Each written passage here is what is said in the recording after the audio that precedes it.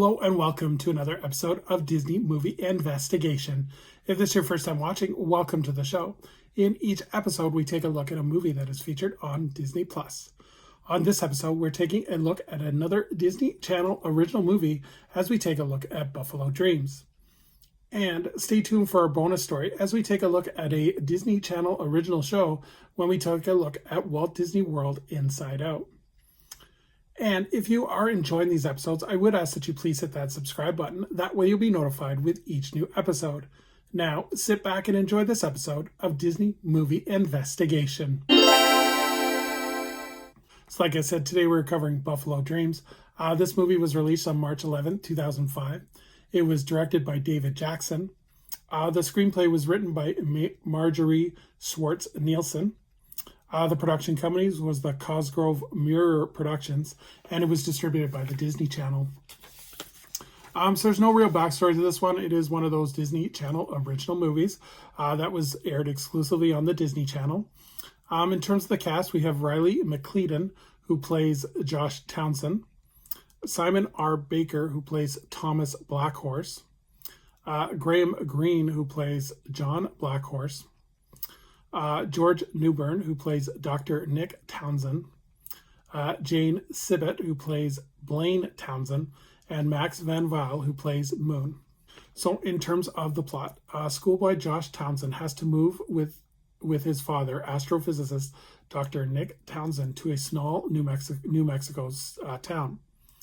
To escape his copy boy job that his father has arranged for him, Josh volunteers for the tribal buffalo reserve, working with Navajo elder John Blackhorse's cynical grandson Thomas and his buddy Moon. Local scamp Kyle's cool cyclist gang, Knaves gang, seems irresistible, but their hazing life demands bring Josh to betray his Buffalo's friend's reluctant confidence.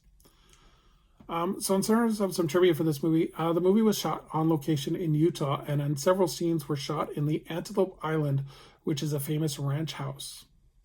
The film would actually be nominated for a Directors Guild Award for Outstanding Directing in Children's Programming. So in terms of recommending this movie, this one is the typical Disney Channel original movie where you have a teenager, you have a gang of bullies, you have a best friend, and you have a dilemma. The movie seems to go back and forth between the dilemma of the bikers as well as the Buffalo Reserve kind of aspect of it, and then it incorporates this time with some Navajo elders and their teachings as well. So definitely not, I'm not the target audience for this, so probably not going to be watching it over and over again, but it is one of those typical Disney Channel original movies, and if you like it, they play right out of their playbook for this one. So in terms of our bonus story, we're going to take a look at Walt Disney World Inside Out. This was a TV series that ran on the Disney Channel from 1994 to 1997. It started as a monthly programming series, but soon moved to weekly episodes. The premise of the show was that they would feature footage of attractions at Walt Disney World in Orlando, Florida, and gave viewers a behind-the-scenes access pass. Originally, the show was hosted by Scott Harrett, but in 1995, the show was changed over to have host J.D. Roth and Brianne Levy, along with celebrity host George Foreman as their co-host.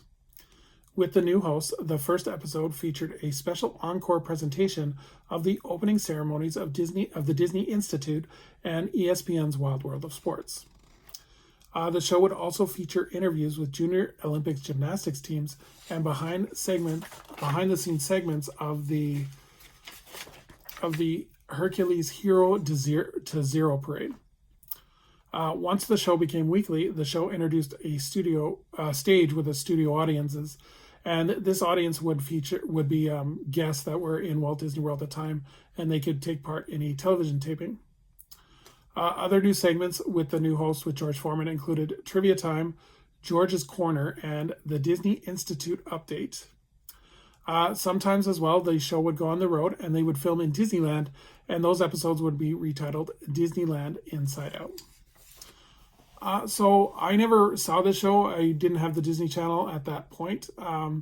I've seen clips of it. It seems really interesting. This was at the time where Disney Channel was still trying to find its voice. So this was a way to not only give viewers a behind-the-scenes pass, but it was also a way to stir up business for the theme park, because guests or viewers would see what was going on in the Disney World, and the motive would be to entice them to book a Disney World vacation. So thank you so much for joining us here on this episode of Disney Movie Investigation. I would love for anyone to leave a comment below on what they think of Buffalo Dreams, as well as if you do remember the Walt Disney World Inside Out TV show. I would love for you to share a favorite memory with us. So as we look forward to our next episode, we're going to be taking a look at a recent indie favorite as we take a look at Jojo Rabbit. So until next time, I hope you have a magical day, and we will see you real soon.